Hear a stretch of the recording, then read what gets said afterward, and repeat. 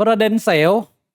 ประเด็นใหญ่ประเด็นร้อนพี่โบ่งเห็นไหมหรือพี่โบ่งนั่งเล่นเกมไม่ได้ดูเลยว่ามันเกิดอะไรขึ้นบ้างกับ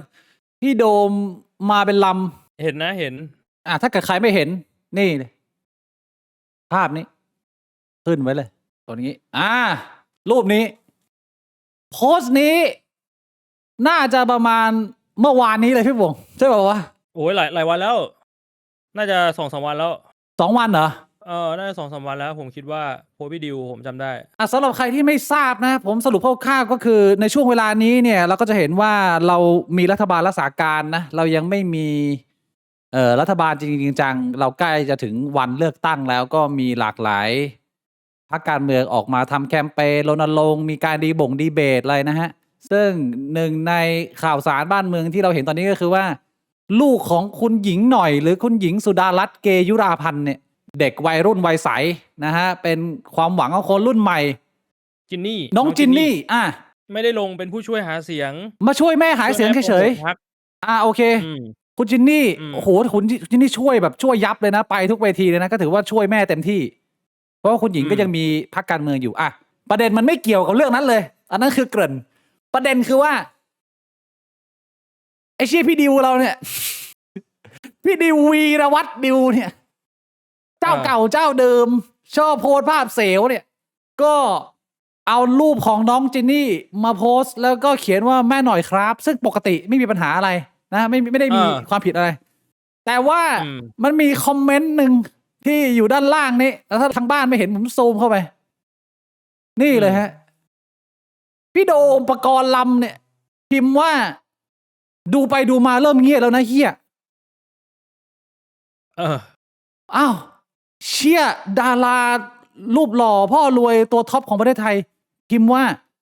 ดูไปดูมาเริ่มเงียบแล้วนะเฮียก็ถ้าเกิดว่าให้มึงจินตนาการตอนพิมพ์เนี่ยก็คือแบบเจียวตั้งแล้วอย่างเงี้ยหรือยังไงมันต้องเป็นสภาพยังไงพี่ผมถึงพิมพ์อย่างเงี้ยออกมาคือผมคิดว่ามันอาจจะไม่ถึงขนาดนั้นบางทีอาจจะแบบว่าแค่แบบอยากจะพิมพ์แบบเด็กเหอหมอยพิมพ์ผมมองอย่างนี้ก็เป็นไปได้ผมมองอย่างนี้ว่าจริงๆแล้วมันอาจจะไม่ได้พูดไปถึงว่าเขาต้องการจะคุกคามหรือว่าอะไรอย่างนั้นนะคือมันมองในมุมที่ว่าพี่โดมอยากจะบิ้วภาพลักษณ์เป็นเหมือนหนุ่มเพลย์บอยเป็นหนุ่มแซวสาวเพราะว่าเห็นว่าตอนนี้เนี่ยเทรนด์ใน Facebook เนี่ยถ้ามันมีโพสต์จังไรหนุ่มแซวสาวเนี่ยมันได้รับการยอมรับเยอะมันได้รับความสนใจเยอะใช่พูดตรงๆตอนนี้มันเป็นเทรนด์ใน Facebook เลยเป็นแบบหนุ่มแนวแบบเพย์บอยเล่นกับสาวเยอะมันมีเยอะมากแล้วพี่ดิวก็เป็นคนหนึ่งที่หลายๆคนติดตามใน Facebook ไม่ว่าจะวงการไหนมันก็ต้องเห็นพี่ดิวโพสต์รูปสาวโพสต์รูปอยากเย็ดตื่นขึ้นมาเช็ดชีอะไรพี่ดิวก็สไตล์เนี่ยแล้วมันกลายเป็นว่ากูก็เลยเดาว่าพี่โดมอยากเอาภาพเนี้ยกระแสไปด้วยเข้ามาในตัวเองว่ากูเป็นหนุ่มเพย์บอยที่แซวสาวแต่ว่าไม่รู้ไปทำอีท่าไหนมันไม่เข้ามันเหมือนเล่นมุกแต่ว่ามันเล่นแบบผิดจังหวะ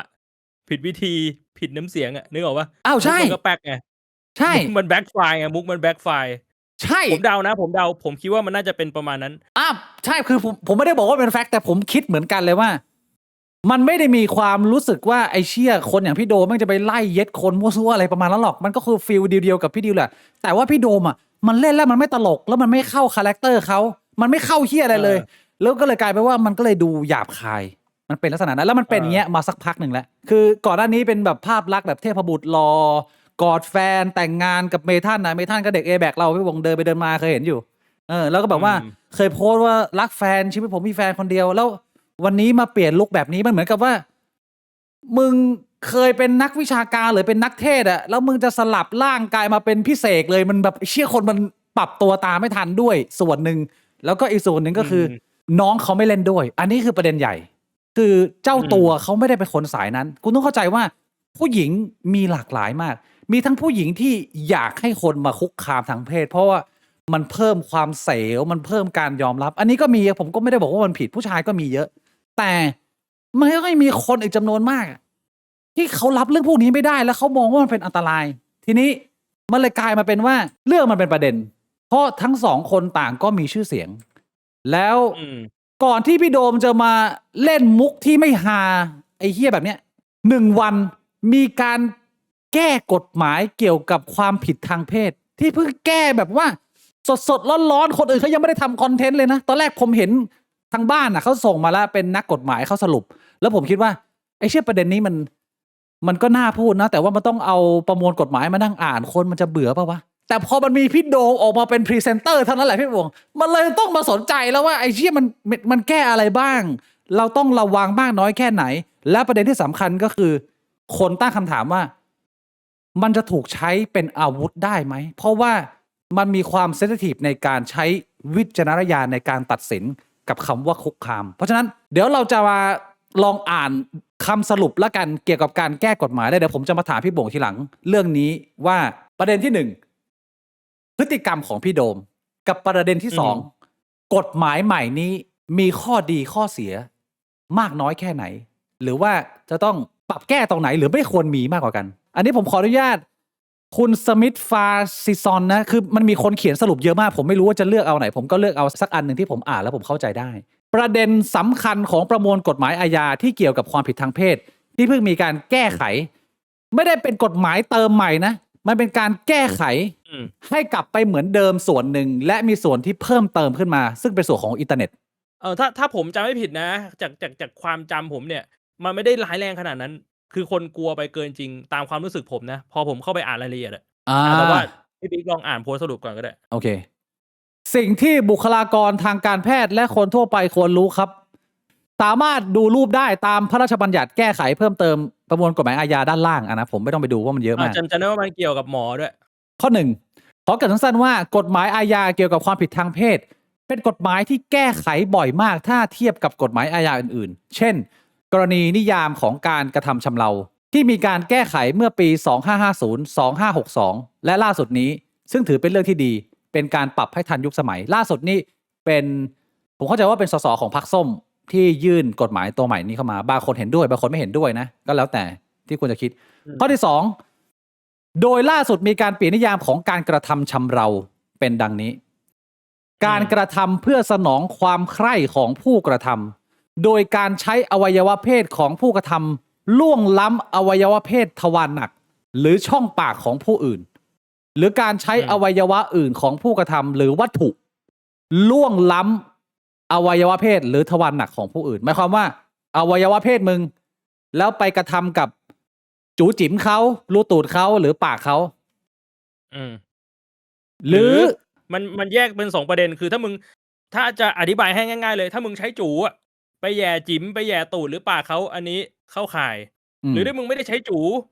มึงใช้อย่างอื่นก็คือมึงใช้นิ้วหรือมึงอาจจะใช้กล้วยเข้าจิ๋มหรือเข้าตูดเขาอันนี้ก็ถือว่าล่วงละเมิดแต่ถ้าเอานิ้วล้วงเข้าปากไม่นับไอ้ที่พี่บิ๊กอ่านเมื่อกี้มันคือตรงนั้นแล้วมันเลยเกี่ยวกับหมอไงว่าไอ้ตรงนี้มันเข้าข่ายหรือเปล่าหมอตรวจช่องคลอดผู้หญิงอ่ะหมอผู้ชายแบบนี้มันเข้าข่ายไหมไอ้ตัวข้างบนเขาถึงได้เขียนว่ามันเกี่ยวกับหมอด้วยว่าต้องระวังไงแพทย์นะฮะผมจำได้นี่ผมอ่านผมจำได้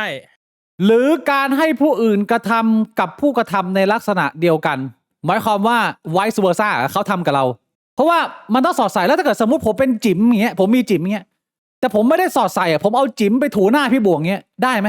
อย่างนี้ถือว่ากระทำชำเราไหมมันก็ถือว่าเข้ามาในปากนะไม่เข้าเดี๋ยวผมถูอยู่ตรงเนี้ยถูปากอ่ะไม่ผมถูแก้มก็ไม่เป็นไรเหมือนเอาจูไปถูแก้มก็ไม่เป็นไรก็ไม่ได้เข้าปากมันไม่เข้ากระทำชำเราถ้าแปลตรงตัวไงถูกป่ะแต่มันไม่เข้ากระทำชำเราแต่มันไปเข้าอย่างอื่นนะพี่บวงมันอาจจะไปเข้าอนาจารแทนอะไรประมาณนี้อาจจะไปเข้าอนาจารแต่ว่าถ้าเป็นผู้หญิงแล้วเอานิ้วมาแย่ตูดผู้ชายมันก็เข้าไงเพราะรูตูดนี่คือเอาอะไรมาแย่ก็นับหมดห้ามแย่แต่ห้ามแย่ถ้าเป็นจักรแล้ไม่เข้ากระทำชำเราแต่ไปเข้าอย่างอื่นอาจจะไปเข้าอนาจารแทนเพราะฉะนั้นมันจะแบ่งว่ากิจกรรมของคุณที่เข้าคุกคามมันมีกระทำชำเรากับคุกคามโอเคไอ้ประเด็นเนี้ยมันแยกกันกระทำชำเรากับคุกคามมันคนละอัน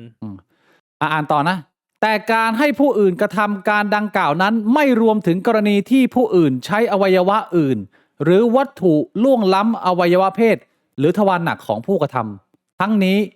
อวัยวะเพศให้หมายความรวมถึงอวัยวะเพศจากการผ่าตัดอันนี้ส่วนเติมจิตวิทยาศาสตร์หรือจูวิทยาศาสตร์ก็คือเขานับด้วยเพื่อให้แบบคุ้มครองเพศทางเลือกด้วยเพราะก่อนหน้านี้กฎหมายเก่ามันไม่มี ก่อนหน้านี้ไม่คุ้มครองจิตวิทยาศาสตร์นะพี่บง นับเป็นหนังไข่ อันนี้คือเพิ่มมา ถ้าเกิดเขาไม่นับ นับขึ้นมา ก่อนหน้านี้จิตวิทยาศาสตร์ไม่นับเป็นจิ๋มเนี่ยแล้วเขานับเป็นอะไร ผมก็ไม่ทราบไม่ได้ไปอ่านข้อกฎหมายอันเก่า อ๋อแต่ว่าแล้วพี่บงคิดว่าอย่างน้อยมันแก้มาให้ครอบคลุมอวัยวะเพศจากการผ่าตัดนี่ถือว่าครอบคลุมดีไหม ก็ครอบคลุมดีแล้วนะ มันก็ไม่มีอย่างอื่นแล้วป่ะตอนเนี้ย ข้อสาม มั นะ จะมีอะไรอีก มันไม่มีแล้วปัจจุบัน การเปลี่ยนนิยามกระทำชำเราจะไปใกล้เคียงนิยามของปี 2550 หมายความว่าย้อนกลับไปใช้กฎหมายเก่าก่อนหน้านี้ กระทำชำเราเป็น2วิธีคือ ใช้อวัยวะเพศล่วงล้ำ3ช่องทางอวัยวะเพศทวารหนักช่องปากเหมือนก่อนแก้ไข อันที่2ใช้อวัยวะอื่น หรือวัตถุล่วงล้ำช่องทาง2ช่องทางคืออวัยวะเพศหรือทวารหนัก อันนี้เพิ่มเติมมา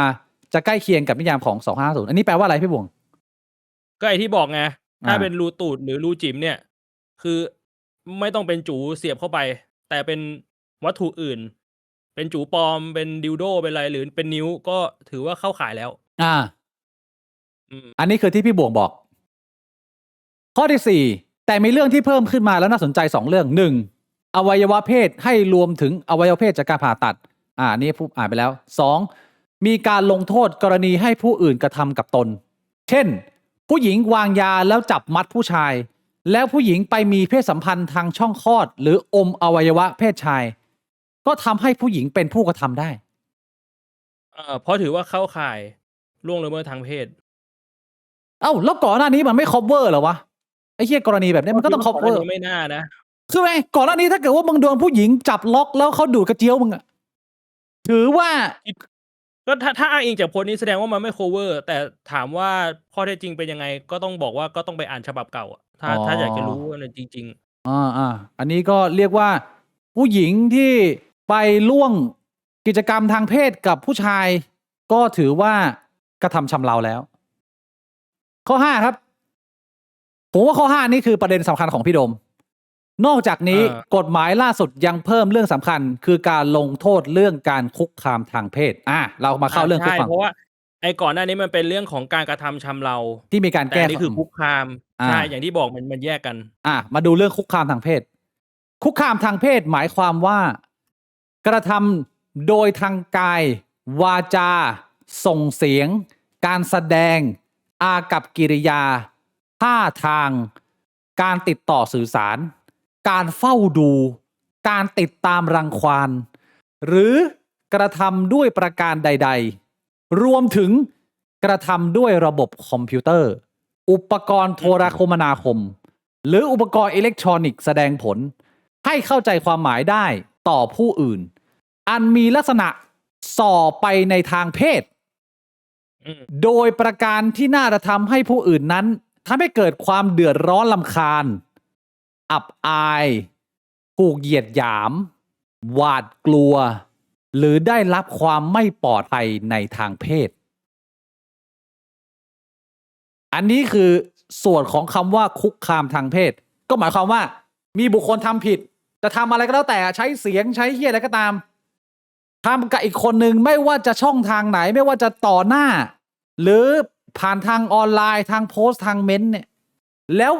บุคคลนั้นที่โดนทำเนี่ยเขาเดือดร้อนรำคาญอับอายถูกเหยียดหยามหวาดกลัวหรือไม่ได้รับความปลอดภัยถ้าเข้า3องค์ประกอบนี้พี่วงมึงคุกคามทางเพศยกตัวอย่างการโทรส่งไปทำเซ็กโฟนการแอบถ่ายใต้กระโปรงการสำเร็จความใคร่ต่อหน้าคู่กรณีการโชว์อวัยวะเพศต่อหน้าคู่กรณีการส่งภาพอวัยวะเพศของตัวเองในแชทเพื่อคุกคามคู่กรณีหรือการกระทำในลักษณะสตอกเกอร์จะเข้าข่ายการคุกคามทางเพศทั้งสิ้นมันก็เริ่มมีคำถามแล้วผมรู้แล้วช่องแชทนี่เริ่มมีคำถามแล้วเฮ้ยไอเชี่ยแล้วเมื่อไหร่มึงจะรู้สึกเดือดร้อนและอับอายและถูกเหยียดหยามแล้วหวาดกลัวเรื่องพวกนี้มันอาจจะเป็นเรื่องที่ยากในการตัดสินแล้วแต่ว่าเดี๋ยวเราเก็บประเด็นนี้เอาไว้ตอนท้ายเราอ่านก่อนข้อที่6การคุกคามทางเพศจะมีโทษและวิธีการจัดการตามมาตราแต่ที่น่าสนใจคือ ศาลสามารถสั่งจำเลยให้ออกห่างจากคู่กรณีได้ และสั่งให้ควบคุมข้อมูลลบข้อมูลได้ โดยถ้าไม่ทำตามจะมีโทษ ข้อที่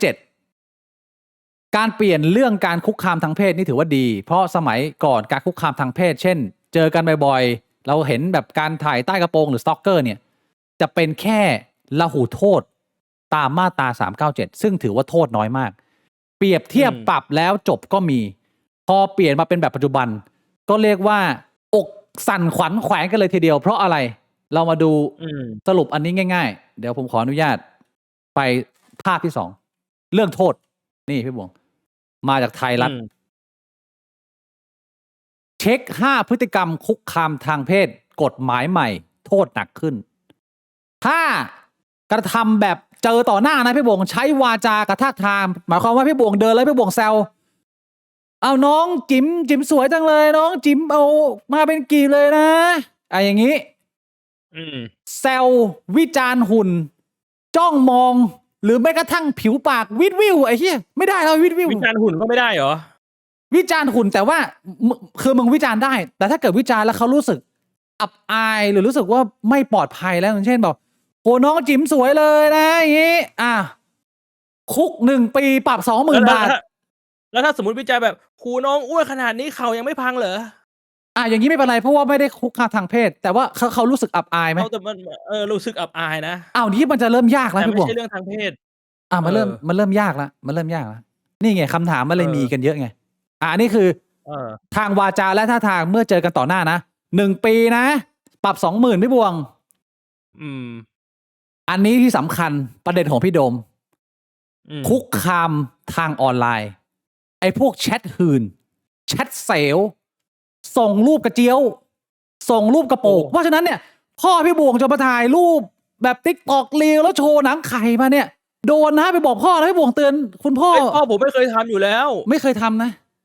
ไม่เคยทำเพราะผมส่งแค่แบบสวัสดีวันจันทร์สวัสดีวันอังคารแชทดอกไม้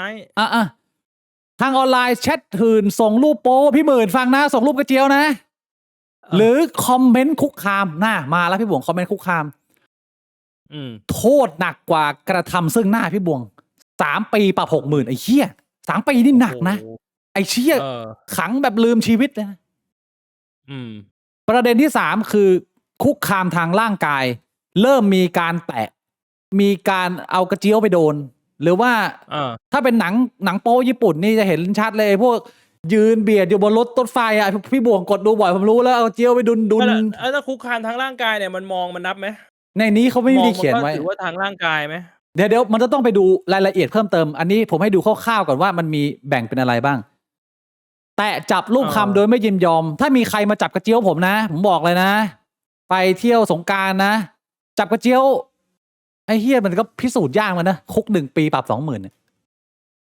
หมายความว่าอะไรหมายความว่าคุกคามทางวาจากับคุกคามโดยการไปจับของเขาเนี่ยโทษเท่ากันนะเฮียโทษเท่ากันแต่ถ้าเกิดว่าเป็นทางโลกออนไลน์นี่หนักกว่าข้อที่4ใช้อำนาจข่มไอ้พวกข้าราชการหัวควยไอ้ข้าราชการไล่เย็ดหมาหรืออะไรพวกเนี้ยเจ้านายครูอาจารย์ผู้บังคับบัญชานะมึงไปเตาะครูชั้นผู้น้อยเลขาพาโลงนะถ้าคุณมีอำนาจแล้วคุณกระทำการคุกคามทางเพศ3 ปีปรับ 60,000หนักกว่าคนธรรมดาทั่วไปถ้ามึงมีอำนาจนี่โอเคเข้าใจได้อันสุดท้ายการกระทำต่อเด็กอายุต่ำกว่า15 ปีโทษหนักสุดและไม่สนความยินยอมคือเด็กจะยินยอมก็ไม่ได้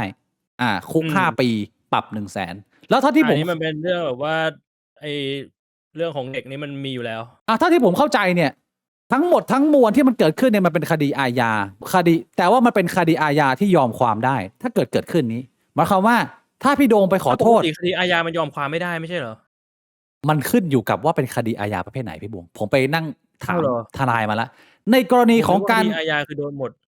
มึงต้องเป็นอาญาแผ่นดินมึงถึงจะโดนหมดอย่าง112เนี่ยโดนหมดคำว่าอาญาแผ่นดินในกรณีของการคุกคามทางเพศเนี่ยยังเป็นอาญาธรรมดาที่สามารถยอมความได้แต่ถ้าเป็นกรณีทำกับเด็ก15เนี่ยต่ำกว่า15เนี่ยไม่ได้นะอันนี้ยอมความไม่ได้ยังไงเป็นอาญาแผ่นดินแต่คุกคามนี่ไม่นับหมายความว่ามันก็อาจจะมีกรณีที่อย่างที่เราเคยเห็นในเมืองนอกเช่น มึงฟ้องแล้วเขาต้องจ่ายเงินปิดปากเพราะว่าอันนี้มันไม่ใช่การฟ้องแพ่งถ้ามึงฟ้องแพ่งไม่ได้ไม่มีค่าใช้จ่ายเนี่ยมึงสามารถทำคดีสมมุติว่าเราพูดถึงกรณีผู้หญิงที่หรือว่าผู้ชายก็ได้ที่เป็นคนที่ต้องการหาประโยชน์จากกฎหมายนี่ก็คือมึงมีหลักฐานของการคุกคามทางเพศที่มันเข้าข้อพวกนี้แล้วมึงเอาไปฟ้องแล้วมึงรอให้เขามาเจรจายอมความแล้วก็จ่ายเงินก็สามารถเป็นช่องทางในการหาเงินได้นะฮะ อืม อีกหนึ่งข้อมูลนะของทางไทยรัฐอีกนิดหน่อยเนี่ยเขาบอกท่าทางเนี่ยจ้องมองหรือผิวปากพี่บัวเมื่อกี้ถามใช่ไหมถ้ามึงแซวถ้ามึงวิจารณ์หรือมึงจ้องมองหรือมึงผิวปากทำแบบนี้แล้วอีกบุคคลหนึ่งรู้สึกว่ามันทำให้เขาอับอายหรือเป็นอันตรายแล้วไม่ปลอดภัยทางเพศ อย่างนี้ผมสบายเลยพี่บิ๊ก อ้าวพี่บวงสบาย ผมออกไปข้างนอกอะชอบมีผู้หญิงมาจ้องผมเรื่อย อ้าวแต่พี่บวงต้องพิสูจน์ให้เห็นนะว่าพี่บวงรู้สึกเป็นอันตรายจากการจ้องมองของเขาต้องมีหลักฐานนะ เอาแล้วมันจะหาหลักฐานยังไงอะ เนี่ยมันยากตรงนี้เพราะว่าผมเห็นพี่โลเขียนเรื่องนี้พี่โลบอกว่าไอ้เรื่องพวกเนี้ยเวลาจะเอาผิดกันในชั้นศาลเนี่ยมันต้องพิสูจน์กันจนสิ้นสงสัย ซึ่ง อ๋อ โอ้โหคือหลักฐานมึงต้องค่อนข้างแน่นในระดับหนึ่งเพราะฉะนั้นเนี่ยมันก็เลยจะกลายเป็นว่าอะไรที่มันไม่ได้แบบว่ามีหลักฐานอย่างบนอินเทอร์เน็ตเนี่ยถ้าเกิดว่ามันเป็นความผิดซึ่งหน้าเนี่ยถ้ามึงไม่มีกล้องมึงก็ต้องมีพยานไม่งั้นยากเลยพี่บวง หรือพยานของการทำร้ายร่างกายไอ้เรื่องของการแซวหรือผิวปากเนี่ยมันจะพิสูจน์กันยากไงหมายความประมาณนั้นอย่างนี้คือถ้าผมไม่มองนมคนอื่นมันก็ไม่มีหลักฐาน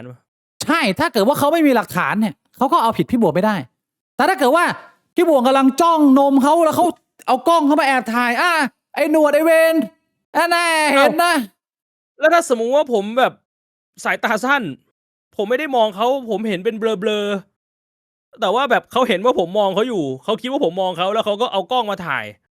อย่างนี้เขาก็ฟ้องผมได้ดิทั้งที่ถ้าสมมติในความเป็นจริงผมสายตาสั้นแล้วผมลืมเอาแว่นไปนี่แหละแบบนี้ก็ซวยเลยนี่แหละมันคือความยากในการทำความเข้าใจเพราะว่ามันมีข้อดีเยอะแต่ว่าแม้มันจะไปไม่ถึงขั้นจบศาลหรือชนะในชั้นศาลน่ะแต่มันจะมีคดีเยอะมากพี่บวงเพราะว่าบางครั้งเนี่ยพอมึงใช้ความรู้สึกเป็นตัวตัดสินว่าแบบนี้อับอายแบบนี้มึงมองนมกูหรือเปล่าหรือตามึงสั้นเนี่ยมันก็จะยากครับพี่บวงว่าอย่างน้อยคือมันต้องเป็นเรื่องเป็นราวก่อนคือตาท่านน่าจะพิสูจน์กันได้อยู่แล้วล่ะพิสูจน์ได้แต่พิสูจน์ว่าอับอายเนี่ยมันพิสูจน์ยังไงวะ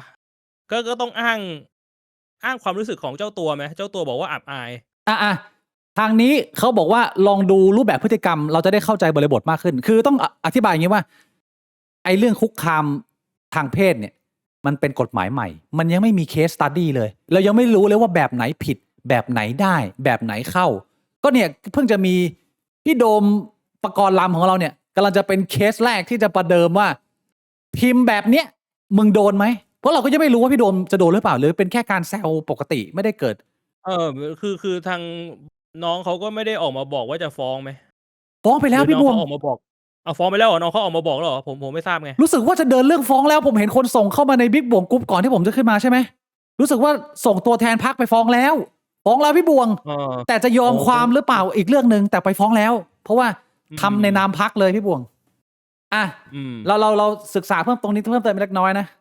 การคุกคามทางวาจาหมายถึงพูดจาแทะโลมวิจารณ์สัดส่วนหรือถามเรื่องเพศโดยไม่จำเป็นการคุกคามด้วยท่าทางคือจ้องมองแบบโลมเลียนี่คำศัพท์ทางกฎหมายมาแล้วก็คือต้องจ้องมองแบบโลมเลียมึงต้องแบบหิวกระหายหรือแบบดูโรคจิตทุกคนมองได้หมดว่าแค่แบบอย่างงี้ก็เฉยๆแบบนี้ถ้าเลแบบว่ามองเลหรือใส่แว่นดำหรืออะไรเงี้ยน่าจะไม่โดนนะถ้าผิวปากแซวทำเสียงจูบนะไม่ได้นะพี่บวงมีผู้หญิงเดินเสียงจูบไม่ได้แบบนี้ไม่ได้พี่มีผู้หญิงเดินผ่านแล้วพี่บวงอย่างนี้นะติดคุกไอ้หนวดโดนแต่ว่ามองนมได้แต่ว่าอย่าแบบอย่ามองเยอะมองแบบมองเฉียวมองแบบมีมารยาทมองแบบให้มันกลมกลืนไม่ใช่ทำแล้วแบบมันดูประเจิดประเจ้อแล้วเขารู้สึกคุกคามพี่บวงผมเริ่มมีคำถามแล้วพี่บิ๊กคำถามมาแล้วเหรอเดี๋ยวขอผมสแกนหน่อยว่ามีอะไรต้องอ่านอีกไหมไม่มีละเรากลับเข้ามาคำถามพี่บวงคืออะไรวะไอ้กฎหมายนี้มัน beauty privilege เปล่าพี่บิ๊ก มันไม่ใช่ beauty เพราะว่า privilege มันมีจุดตัดตรงที่ผู้หญิงรู้สึกถูกคุกคาม ใช่ ซึ่งเรารู้กันอยู่แล้วว่า หน้าตาของผู้ชายก็เป็นส่วนแยกแยะ ความรู้สึกถูกคุกคามของผู้หญิงได้ ก็ใช่อีกก็ถูกอีก แต่ว่ามันก็คือถูกต้องแล้วไงก็คือเราจะอยู่กันบนสังคมนี้เนี่ย แน่นอนว่ามันก็มีคนที่อยากถูกคุกคามสมมติว่าอย่างมีผู้หญิงมาแซวพี่บวงเนี่ยพี่บวงหล่อจังเลยอยู่อยากเอาจิ๋มไปวนที่คิ้วซ้ายพี่บวงจังเลยพี่บวงรู้สึกดีพี่บวงก็เซลอยู่ในบ้านอย่างนั้นผมรู้ ไม่จำเป็นนะ มันต้องดูหน้าตานิดนึง เห็นว่า beauty privilege ใช่ไหมมันก็เหมือนกันนะพี่บวงมันเป็นเรื่องที่ทุกคนเข้าใจได้ แต่ผมสนับสนุนไงแต่บางคนเขาไม่สนับสนุนนะเด็บางคนเขาต้องการความเท่าเทียมในสังคมอ่ะก็คือเรื่องของการคุกคามมันคือความเป็นอันตรายทางด้านความรู้สึกเพราะฉะนั้นเรื่อง beauty privilege มันไม่สามารถปฏิเสธได้อยู่แล้วว่ามันขึ้นอยู่กับว่าเขาจะยินยอมให้ใครมาทำเรื่องทางเพศกับเขามันขึ้นอยู่กับบุคคล ก็คือถ้าสมมุติว่าเป็นเรื่องที่ผู้หญิงผิด เรามองข้ามเรื่องความเท่าเทียมไม่ได้ แต่ถ้าเป็นเรื่องที่ผู้ชายผิด เรามองข้าม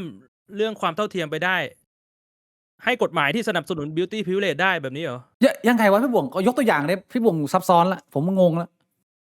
ก็กฎหมายนี้คนผิดส่วนใหญ่มันก็ต้องเป็นผู้ชายถูกป่ะมันไม่ใช่ผู้หญิงหรอกที่จะผิดกฎหมายล่วงละเมิดทางเพศถ้าพูดกันตามค่าสถิติแล้ว ใช่ แต่กฎหมายนี้มันก็เอื้อ beauty privilege ใช่ไหม ใช่ เพราะผู้หญิงจะรู้สึกถูกคุกคามกับผู้ชายที่หน้าตาไม่ดีมากกว่า ก็คือในกรณีที่ถ้าผู้ชายผิดเป็นส่วนใหญ่ กฎหมายไม่ต้องมาสนหรอกว่าผู้ชายแม่งจะเท่าเทียมกันไหมให้ beauty privilege ไป มันก็ถูกนะพี่บวงแต่ดูอย่างกรณีนี้พี่โดมปกรณ์ลามนี่หล่อเบิร์นต้นของเมืองไทยยังโดนเลยนะเอาก็ใช่ นั่นก็ใช่ไงเพราะฉะนั้นมัน เพ อยู่ ราะว่า ที่ มันเป็นเรื่องฮอตฮิตถูกป่ะคนจับตามอง คือถ้าสมมุติว่าพรรคการเมืองไม่ขยับ ก็ไม่ผิด พี่คิดว่าไง ก็ถ้าเกิดสมมุติว่า ไม่ผิด น้องจินนี่กับคุณหญิงสุดารัตน์รู้สึกว่าเอ้ยไอ้ดารานี่มันก็แซวเล่นไปนะมันก็ไม่ผิดก็คือมันเป็นสิทธิ์ของคนที่โดนคุกคามที่ถูกโจมตีว่าคุณรู้สึกว่าคุณจะต้องดำเนินเรื่องนี้ไหมซึ่งในมุมของน้องจินนี่เขามองว่า ต่อให้มึงจะหล่อขั้นเทพขนาดไหนอ่ะแต่ถ้ามึงพูดจาหมาไม่แดกส้นตีนหมาอย่างนี้เนี่ยมึงก็ควรจะเข้าคุก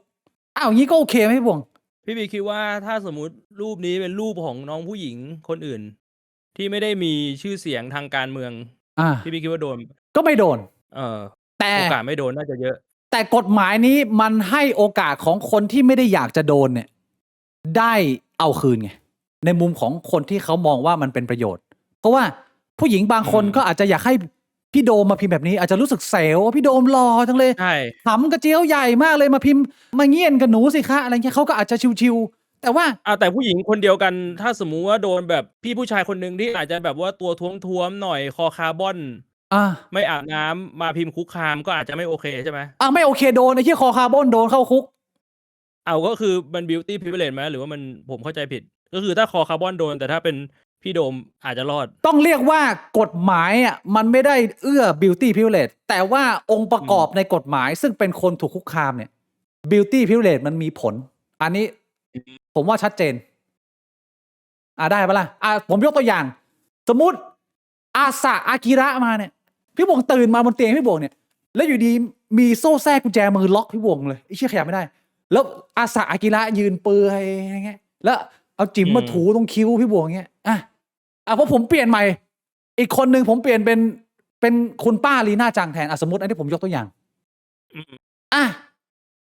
ความรู้สึกต่างกันไหมพี่บวงต่างกันต่างกันเพราะฉะนั้นแต่ว่ามันไม่ใช่เพราะกฎหมายไม่ใช่ที่ตัวผมมันไม่ใช่เพราะกฎหมายแต่มันเป็นเพราะว่าพี่บวงรู้สึกว่าอันไหนคุกคามอันไหนไม่คุกคามเพราะฉะนั้นพี่บวงก็มีสิทธิ์ได้ว่าเฮ้ยป้ามาทำกับผมแบบนี้ไม่ได้นะหรือแบบนี้ผมโอเคก็ไม่คุกคามก็เสียวๆก็คือวินจบทั้งคู่สบายเพราะฉะนั้นไม่ได้ beauty privilege ที่กฎหมายแต่เป็นที่ผู้ถูกกระทำผู้คนซึ่งผู้คนมันมี beauty privilege อยู่แล้วอันนี้เราเข้าใจได้มันไม่ได้เอื้อคนหล่อแต่ว่ามันปกป้องคนที่ไม่อยากถูกกระทำมากกว่าพี่บวงมันต้องมองแบบนี้คำถามตอบเคลียร์ไหมเคลียร์นะอันนี้เคลียร์นะทีนี้เรากลับมาที่ประเด็นของพี่โดมอีกหนึ่งครั้งดูไปดูมาเริ่มเงียบแล้วนะเฮีย เรายังไม่รู้ว่าประโยคนี้จะตัดสินออกมาเป็นยังไง อันนี้เราไม่รู้ด้วยซ้ำว่าตอนนี้พี่โดมเนี่ยถือกระเช้าไปแล้วเมื่อเช้าเนี่ยผมเห็นพี่โดมไลฟ์อีก1 ครั้งขอโทษอย่างเป็นทางการแล้วก็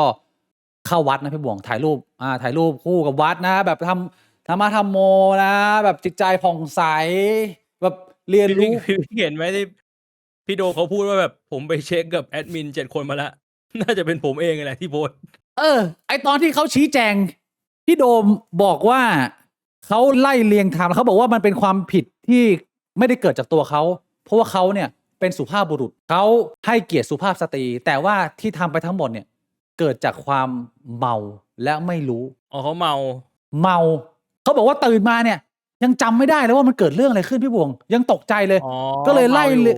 ก็เลยถามแอดมินมีตั้ง7 คนเช็ดแม่มีวิตามินเฮียอะไรเยอะแยะขนาดนั้นกูก็ไม่เข้าใจนะแต่กูก็เข้าใจว่าหลายๆคนก็คงมีแอดมินเยอะแบบนี้แหละแต่ว่า พอสอบถามไปเนี่ยได้ข้อสรุปมาว่า เป็นผมเองผมน่าจะเป็นผมเองที่ทำ ไอ้เฮียกูงงกับการอธิบายอันนี้มากพี่บวงตีความหน่อยดิว่ามันยังไง ก็คือพี่โดมเมาแล้วก็แบ็คเอาท์ แล้ว ภาพตัด แล้วมึงจะอ้างทำเตี่ยอะไรกับ โพสต์ ที่ ก็จำไม่ได้ไง ตอนโพสต์จำไม่ได้ก็เลยบอกว่าเฮ้ยนี่ผมไม่ได้โพสต์นะ อ๋อ แต่ว่าพอแบบนั่งตรวจดูอ้าวเชี่ยกูโพสต์นี่หว่า อ๋อก็คือเป็น เขา การ ก็แค่อธิบายข้อความว่าแบบมันเกิดขึ้นได้ยังไง เป็นการยืนยันว่าเขาไม่มีสติตอนทำจริงๆ ก็คือว่า พอตื่นขึ้นมาปุ๊บดราม่าแตกมีคนมาบอกว่าให้โดมมึงจะโดนฟ้องนะมันทำงี้ พี่โดมก็โทรหาแอดมินคนที่ 1เลยเฮ้ยมึงเหรอไอ้บอกผมเปล่าครับ แล้วคนที่ 2ใช่มึงไหมผมเปล่าพี่ไม่ใช่ผมพี่ แล้วก็ไล่ไป7 คนก็คือทุกคนปฏิเสธหมดก็คือพี่โดมบอกอ้าวนั่นก็เป็นกูดิอะไรอย่างเงี้ยมันคงทรงประมาณนั้นนะใช่ไหม มันมีจริงหรือเปล่าว่าแอดมินเนี่ย ก็เขาเห็นเขาบอกว่ามีจริงนะเขาไปกดตรวจสอบกันมาดูแล้วพี่บอกมี อ๋อมีจริง มีให้มน7 คนแล้วพี่โดมก็ได้ยอมรับออกมาแล้วพอพี่โดมยอมรับมาว่า ผมไล่ไทม์ไลน์แล้วน่าจะเป็นผมเองทางพักก็เดินเรื่องฟ้องไปด้วยชื่อที่ยอมรับแล้วว่าตัวเองเป็นคนพิมพ์ แล้วโดนเข้าไปอีกดอกหนึ่งซึ่งในมุมผมนะ ผมยังขอ ไม่ใช่คำว่าเห็นใจแล้วกันแต่ว่าอย่างน้อยผมว่าก็พูดตรงๆ ก็คือกูทำเองแล้วก็ไปขอโทษ อันนี้เป็นส่วนที่ดีเล็กๆของพี่โดม ที่ผมคิดว่าอย่างน้อยถ้ามันเกิดขึ้น หรือว่าตัวเราเองทำผิดพลาดในอนาคต มันก็เป็นมูฟที่ดีที่สุดแล้วล่ะที่คนคนหนึ่งมันทำได้คือมึงก็ยอมรับแล้วมึงก็ขอโทษแล้วเขาจะให้อภัยหรือให้ไปก็แล้วแต่ทางผู้เสียหาย แต่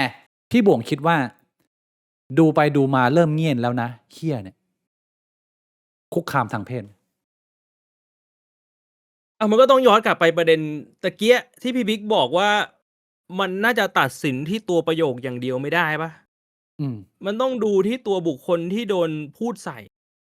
เพราะฉะนั้นมาถามเราผมว่าน่าจะตอบไม่ได้ปะมันต้องอยู่ที่ตัวน้องเขาว่าน้องเขาเกิดความไม่สบายใจหรือเปล่าเพราะในกฎหมายมันเขียนว่ามันเป็นข้อความที่ส่อไปทางเพศแล้วทำให้ผู้ที่ถูกพูดใส่เกิดความไม่สบายใจใช่แต่ว่าคนที่จะเป็นคนตัดสินมันก็คือเป็นศาลไงมันไม่ใช่คือน้องจินนี่ก็บอกว่าพูดกับหนูว่าดูไปดูมาเริ่มงี่แล้วนะแล้วก็บอกว่าเฮียเนี่ยหนูรู้สึกว่าอันนี้มีความน่ากลัวแล้วนะหนูรู้สึกไม่ปลอดภัยทางเพศแล้วนะมันก็ต้องอยู่ที่ศาลเป็นคนตัดสินแล้วว่าเคสแบบนี้มันควรจะโดนหรือไม่ควรโดนทีนี้เราเอาเรื่องศาลออกไปเพราะเราไม่รู้กฎหมายพี่บงแต่เราเอาวิจารณญาณโง่ๆของเราเนี่ยลองตัดสินดูว่าถ้าเป็นมึงจะให้เคสแบบนี้คุกคามทางเพศไหมอันนี้ยากนะขอคิดก่อนแป๊บนึงให้เวลาคิดทางบ้านคิดได้นะผมระหว่างที่ผมคิดผมเปิดโพลโหวตเลยดีกว่าให้ทุกคนวางใจเป็นกลางนะเปิดโพลโหวตก่อนเลยให้ทุกคนวางใจเป็นกลางไม่เอาอคติอารมณ์ส่วนตัวที่มีกับพี่โดมหรือน้องจินนี่หรืออะไรก็ตามเรามองเป็นเคสกรณีนาย A นาง B เลยแล้วกันเพราะว่าอีกหน่อยมันอาจจะเป็นบรรทัดฐานเราเอาความรู้สึกมาคุณอย่าลืมว่าถ้าเคสนี้มันเป็นเคสแรกแล้วมันต่อสู้กันไปจนชั้นฎีกามันจะกลายเป็นฎีกาที่เป็นบรรทัดฐานว่าไอ้แบบเนี้ยผิดหรือไม่ผิดมันไม่ใช่แค่เคสนี้เคสเดียวมันไม่ใช่ส่งผลกระทบแค่กับคน2 คนผมจะตั้งคำถามว่าประโยคดังกล่าวคุณคิดว่าเข้าข่ายคุกคามทางเพศหรือไม่เพราะว่าในหลายๆมุมนะบางทีเราต้องเหลือพื้นที่ให้กับการแสดงออกในที่สาธารณะในเชิงตลกโปกฮาหรือขำขันด้วยเพียงแต่ว่ามันไม่ตลกเฉยๆเพราะว่าถ้าคุณจะตีความโดยที่ไม่ดูเจตนาเลยในทุกกรณีเนี่ยเราจะทำให้สังคมนี้มันพูดอะไรไม่ได้เลยไหม มันก็เป็นประเด็นที่ต้องเอาเข้ามาเวทคิดด้วยพี่บวงนึกภาพออกไหมใช่ใช่ผมถึงได้แบบว่านั่งคิดอยู่ทำโพลก่อนพี่บิ๊กดูโพลก่อนเอ้ยพี่บวงแต่ดูว่าดูทิศทาง ไม่นี่ ผมไม่เอ็นเอียงความคิดมีคำต ทิ อบ ศทางของโพลอยู่แล้ว พี่บวงมี ผม คำต มี อบ คำตอบอยู่แล้ว โอเคโอเค อ่าแต่ผมอยากรู้ว่าโพลจะออกมาในทางไหน จะตรงกับมุมมองของผมไหม ไม่คุกคามทางเพศสตาร์ทโพ โอเคเอา ผมได้คำตอบแล้ว ถ้าเป็นผมนะ พี่บวงจะสรุปแล้วเหรอเดี๋ยวพี่บวงตอบไม่ได้ ผมคิดแล้ว ถ้าพี่บวง ผมคิดแล้ว ตอบเดี๋ยวมันจะชี้นำคนทางบ้านให้เขาโหวตกันมาสักพักหนึงก่อน แต่ว่า ผมดูแล้ว ตั้งแต่เริ่มโหวตเนี่ยมัน80-20มาตั้งแต่ประมาณ100-200แล้ว อันนี้มันก็ยัง80-20อยู่มันจะ1,000โหวตแล้ว คือผมถ้าผมเป็นศาลนะแน่นอนอันนี้มันคำว่าถ้าตัวโตๆเลย ถ้าผมเป็นศาลแล้วมันมีกรณีที่ว่า อันนี้มันเป็นกรณีแรกด้วย ถ้าต่อสู้กันไปถึงฎีกาไม่นับว่ามีการแบบว่าถอนฟ้องกันไปก่อน ผมจะตัดสินให้ไม่ผิด เพราะอะไร ผมว่าตัดสินให้ไม่คุกคามทางเพศ เพราะผมรู้สึกว่า อันนี้มันเป็นการ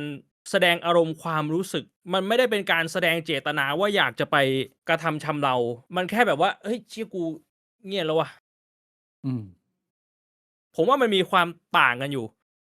ถ้าจะให้นึกภาพง่ายๆคือสมมุติแบบคุณเห็นภาพอาหาร คุณบอกว่าเฮ้ยโหเห็นแล้วหิวเลย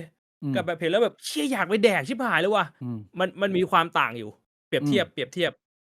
ผมเลยมองว่าโดยเฉพาะว่าถ้าสมมุติว่ามันจะเป็นฎีกาที่มันจะแบบเป็นบรรทัดฐานต่อไปผมว่าข้อความนี้จะให้เข้าข่ายคุกคามทางเพศมันอาจจะมีมุมมองในมุมมองที่มันบังคับกันไปสักนิดนึง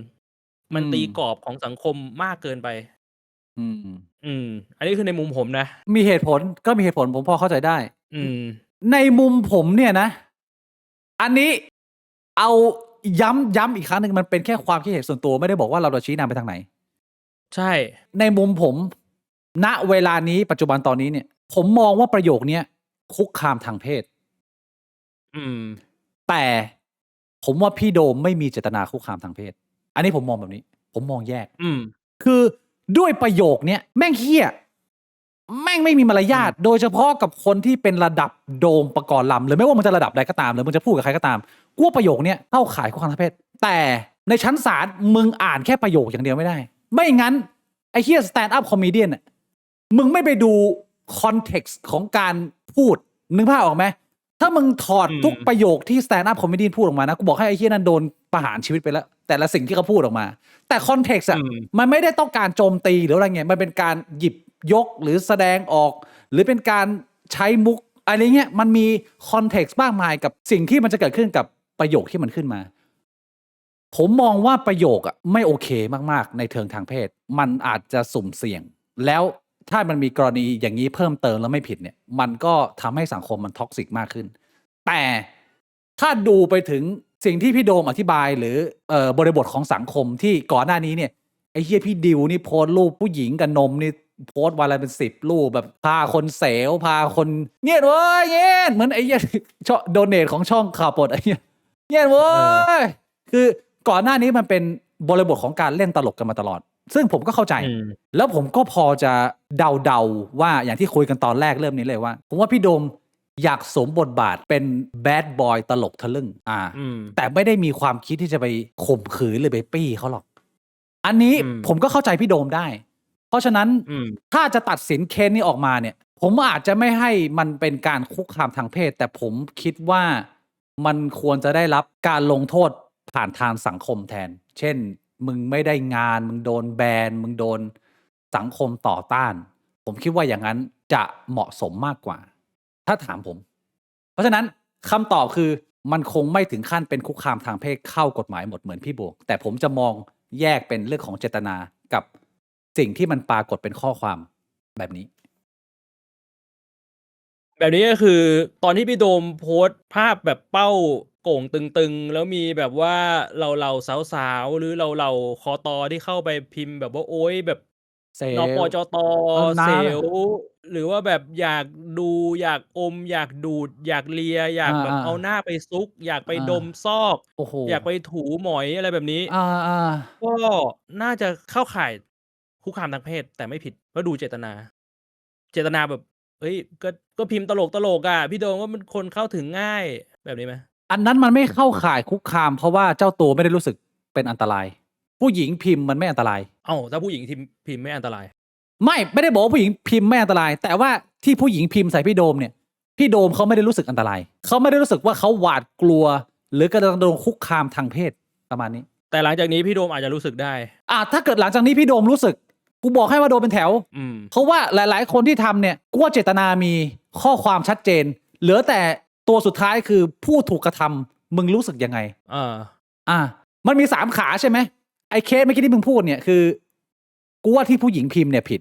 เจตนาก็ผิดคุกคามทางเพศแต่พี่โดมอันสุดท้ายเบอร์ที่3เนี่ยมันจะเข้าหรือเปล่าคือพี่โดมรู้สึกไงไม่ได้ร้อนแต่ถ้ามึงมาดูกรณีพี่โดมเนี่ยมันจะเป็นลักษณะนี้มี3 อันเหมือนกันคือข้อความกูว่าผิดน้องจินนี่เนี่ยก็รู้สึกแย่แล้วแต่เจตนาไม่เข้าแต่กูว่าพี่โดมไม่ได้อยากจะทำอย่างนั้นก็คืออยากจะโชว์ฮาอยากจะโชว์เท่โชว์หล่ออยากจะแซวกับพี่ดิวกับกลุ่มแก๊งดีเจภูมิอะไรที่เขาชอบแบบแซวหญิงแล้วรู้สึกเท่อะไรเงี้ยมันก็มีคนที่มันชอบขึ้นเรือประมาณนั้นอย่างนี้แต่ว่าทั้งนี้ทั้งนั้นนะฮะอันนี้ไม่ได้บอกว่าเป็นสิ่งที่ถูกต้องหรือคิดแบบผมถึงจะถูกนะอันนี้เป็นแค่ความรู้สึกส่วนตัวแบบคุยสนุกสนานเฉยผมไม่รู้ว่าในความเป็นจริงแล้วศาลจะตัดสินยังไงพี่โดมจะโดนไหมหรือผิดไหมในความรู้สึกผมมีชื่อเสียงและอยู่ในระดับพี่โดมไม่ควรทำแบบนี้แล้วมึงควรจะโดนลงโทษอะไรสักอย่างหนึ่งแต่ถึงขั้นแบบว่าโอ้โหติดคุก3 ปีไหมผมคิดว่าไอ้ชี้นั่นก็โหดไปในมุมผมมันก็เลยพูดยากว่ามันควรจะเป็นแบบไหนทีนี้เรามาดูโพลนะฮะทำกันไป 1,500 คนประโยคดังกล่าวของพี่โดมคุกคามทางเพศหรือไม่เห็นว่าคุกคามทางเพศ 80% ไม่คุกคามทางเพศ 20% โอเคคนส่วนใหญ่มองว่าคุกคามผมก็ไม่ได้รู้สึกว่าคุณมองผิดไม่ผิดนะก็อย่างที่คุยกันไปคือความยากในการใช้กฎหมายตรงนี้เพราะว่ามันใช้ความรู้สึกของผู้ถูกกระทำเป็นตัวตัดสินว่าแบบไหนมึงรู้สึกอันตรายมึงรู้สึกโดนคุกคามแล้วแน่นอนว่ามันก็จะมีคนใช้ประโยชน์จากช่องว่างกฎหมายตรงนี้ในการเล่นงานแน่นอนยกตัวอย่างผมเป็นผู้หญิงที่เซ็กซี่มากเลยเรียกว่า10พี่บวงเห็นผมนี่หำตั้งเลยผมซื้อเครื่องอัดเสียงเก็บไว้แล้วผมเหน็บเอาไว้ที่นมแล้วผมไปเที่ยวกลางคืนแล้วผมทำตัวให้มันเซลที่สุดเลยพี่บวงเอาแบบว่าใครเห็นก็ต้องน้ำเดินแต่กูพยายามไม่ให้คำพูดกูมันไปในทางส่อเสียดหรือเริ่มต้นบทสนทนากูล่อให้คนอื่นแม่งพูดก่อนกูล่อให้คนอื่นแม่งแซวก่อนแล้วพอมึงแซวกูปุ๊บกูกลับมากูเล่นมึงหมดเลยอย่างนี้มึงว่าทำได้ไหมหรือไม่น่าได้ไหมมันพลาดตรงไหนมันน่าจะมีเรื่องของการบริบทผมไม่รู้กฎหมายไทยมีไหมแต่กฎหมายฝรั่งมันจะมีเรื่องของ entrapment คืออะไรพี่เคยได้ยินคำว่า entrapment ไหมไม่เคยคือเหมือนวางกับดักเพื่อล่อให้คนทำผิดกฎหมายไม่ได้แต่ผมไม่รู้ว่าในไทยมันมีกฎหมายนี้หรือเปล่าหรือในมาตรานี้มันมีหรือเปล่าการล่อเพื่อให้แบบว่าคนทำผิดอะไรเงี้ยอันนี้ผมไม่รู้ไม่รู้ว่าในไทยมีไหมถ้ามีทนายที่รับชมนะฮะรบกวนให้ข้อมูลเลยนิดนึงว่าการวางกับดักล่อเนี่ยกฎหมายไทยคุ้มครองป้องกันอะไรมากน้อยแค่ไหนรบกวนพิมพ์ไว้ใต้ไลน์ได้ผมมาย้อนอ่านดูก็ได้น่าสนใจมากประเด็นนี้อีกอย่างหนึ่งถ้าสมมุติว่าเขาดูบริบทศาลก็คงมองว่าเฮ้ยแต่คุณไปในที่ที่มันเป็นที่สถานที่โคจรคุณแต่งตัวล่อแหลมบริบทพวกนี้มันน่าจะเข้าไหมว่าแบบมันคุณก็ควรจะต้องแบบ expect ว่ามันจะต้องมีเหตุการณ์แบบนี้เกิดขึ้นบ้างอยู่แล้วแบบตามวินยูชนสมมุติว่าลูกสาวพี่บวงไปเที่ยวกลางคืนกับเพื่อนๆแก๊งเพื่อนๆมหาลัยแล้วมีผู้ชายคนนึงขืนมาเลยบอกว่าน้องขอเย็ดหน่อยขอเย็ดหน่อยน้องขอเย็ดหน่อยเงี้ยแต่ว่ามันเป็นที่โคจรไงไอ้เฮียนั่นคุกคามชัดเจนมึงเป็นพ่อมึงก็ตบแล้วถ้าสมมุติว่าแค่เข้ามาแบบโอ้โหน้องแต่งตัวเซ็กซี่จังอยากความรู้จักอะไรแบบเนี้ยเนี่ยมันยากไงพี่บวงว่าแบบไหนมึงจะรู้สึกไม่ปลอดภัยเพราะฉะนั้นนับจากวันนี้ต่อไปพี่บวงถ้ามึงจะจีบสาวเนี่ยมันเลยต้องเหลือช่องทางของการเข้าไปแบบสุภาพอย่างเดียวมันไม่เปิดโอกาสให้คนแบบพี่ดิวหรือพี่โดมเนี่ยมันได้งอกเงยแล้วแซวสาวไม่ได้แล้วพี่บวงตรงไหนเข้าข่ายแซวผิวปากไงในกฎหมายบอกว่ามึงวีดวิวมึงแค่เป่าวีดวิวก็โดนแล้วพี่บวงเพราะฉะนั้นมันจะดีหรือมันจะแย่กับสังคม ถ้ามันละเอียดอ่อนขนาดนี้ อันนี้เป็นสิ่งที่น่าคิดแล้วก็น่าติดตาม ซึ่งมันขึ้นอยู่กับระบบยุติธรรม ว่าจะวางแนวยังไง ให้สังคมรู้สึกพอใจ หรือให้สังคมเกิดการตั้งคำถามว่า ไอ้เชี่ยกรณียังอย่างนี้ก็ผิดอีกเหรอวะหรือ